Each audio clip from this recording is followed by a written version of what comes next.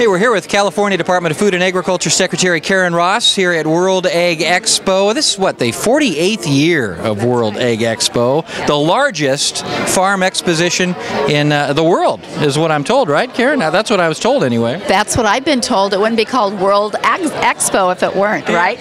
So you're visiting today, tomorrow, perhaps, too? Or? Yes, I'm going to be here till mid-afternoon tomorrow. I try to come down always on opening day. For me, that's just something special about being here to cut the ribbon and kick it off, and the excitement of this year's World Ag Expo. So many people come from all over the world. You have 100,000 people here, and so many different types of commodities here in California. I'm not being a California resident, I'm just always amazed at the work that California agriculture does. And that's really why, if you're going to have a World Ag Expo, this is exactly the place to do it. We have some of the most productive farmland in the world.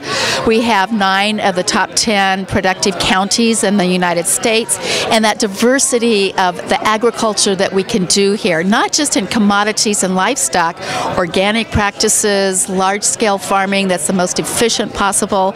So it's a pretty awesome place. And beautiful weather. I mean, some people are wishing that it would rain or perhaps snow in the mountains. Let's talk a little bit about the water issue here, and it just seems like there's always drought implications here. It seems like they're coming, the droughts are coming closer together, and so I think that volatility and a changing climate is something we have to keep our eyes on.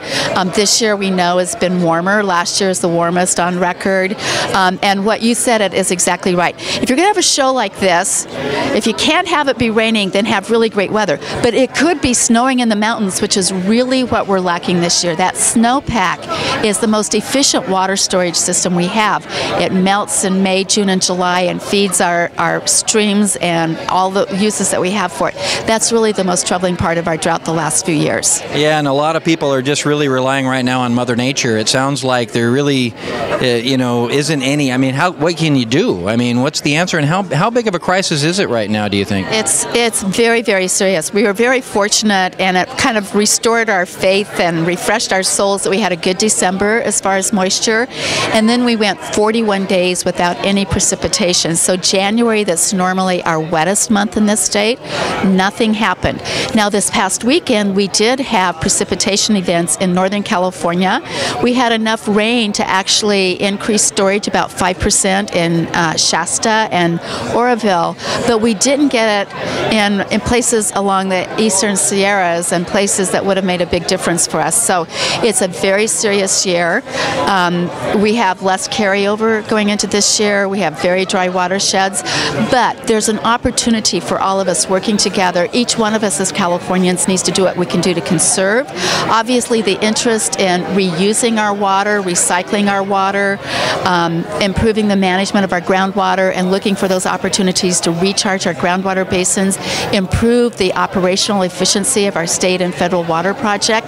It's a combination of all of the above. There's not a silver bullet to any of this, but most of all, we have to work together. This is a complex water system. It has a federal piece, a state piece, local, 2,000 water district pieces, and then all of us as users of every molecule of that water. That's what I keep hearing. It doesn't matter who you are. If you live in the state of California, you really have to work together on this. Now, being from the dairy industry, we got to talk a little bit about the latest news and milk pricing and what you feel about perhaps a federal order system for California. Well, we have been consulted extensively for our technical expertise because there was a lot of data and how things would work if things were to go into a federal system, and we will continue to provide that kind of technical expertise. Others may be putting in petitions, and in fact, when USDA posted the petition, they also allowed up until April 10th, I think, for other petitions. I'm for whatever works best for this industry. We've done a remarkable job in this state to be the #1 dairy state.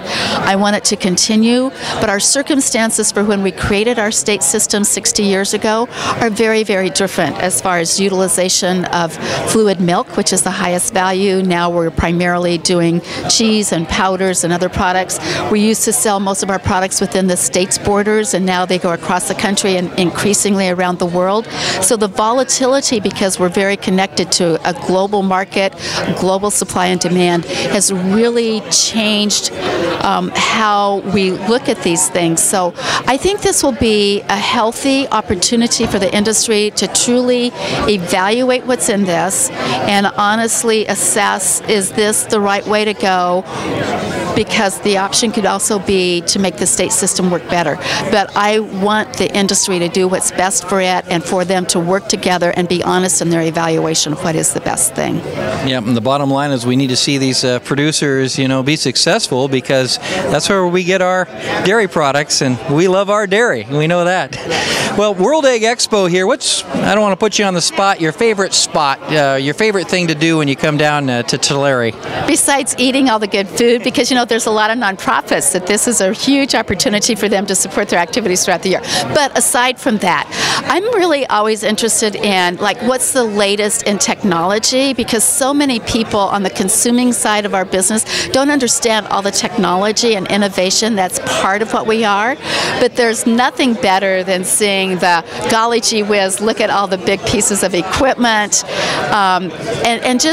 I also love seeing how it doesn't matter where the farmers are coming from that attend this show, how farmers really connect regardless of where they are and with each other. So I love everything that's here, and just the scale of it and the understanding of what this community has done to build this into such a successful venture that puts Tulare on the map. Yes, it's a great mix of old and new here every year. Well, thank you, Secretary Karen Ross from CDFA, joining us here at World Ag Expo. Thank you.